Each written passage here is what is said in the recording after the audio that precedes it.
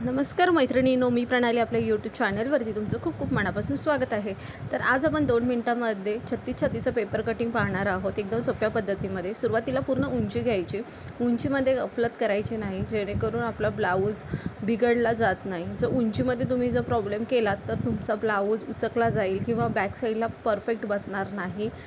त्यासाठी उंची प्रॉपर घ्यायची। इथे मी मुंड्याचं माप आणि शोल्डरचं माप 6-6 इंच घेतलेलं आहे आणि त्यानंतर मुंड्याचा आकार देण्यासाठी मी 1.5 इंचावरती मार्क केलेला आहे। पाठीमागचा जो मुंडा असतो तो 1.5 इंचाचा आणि पुढचा जो असतो तिथे आपण 1 इंचावरती मार्क करतो। गळा रुंदी आपण इथे 2.5 इंच घेणार आहोत आणि आपले जे पुढील गळा आहे तो आहे 5.5 इंच। तर 5.5 इंचामध्ये आपण अर्धा इंच ॲड केलेला आहे। इथे आपण योगपट्टीचा मार्क टाकणार आहोत। 2.5 इंचावरती योगपट्टी मारलेली आहे आणि जो काही वरती आकार द्यायचा आहे योगपट्टीचा तिथे आपण 1 इंचावरती मार्क केलेला आहे।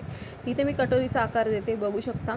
इथे कटोरीचा आकार देण्यासाठी तिथे 6 इंचावरती योगपट्टीपासून आणि मुंड्यापासून 2.5 इंचावरती आणि गळ्याच्या इथून आपण 1 इंचावरती मार्क केलेला आहे।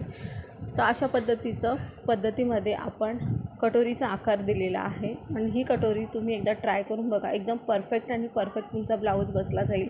कुठेच शोल्डर उतरणार नाही, छातीला कुठेच प्रॉब्लेम येणार नाही, कस्टमर कंप्लेंट येणार नाहीत। ह्याची पुरेपूर काळजी घेऊन मी तुम्हाला ही पेपर कटिंग दाखवते आहे। तर असेच नवनवे व्हिडिओ पाहण्यासाठी आपल्या चॅनेलला सबस्क्राईब करून ठेवा, जेणेकरून आपले नवीन व्हिडिओ तुमच्यापर्यंत पोहोचले जातील। धन्यवाद।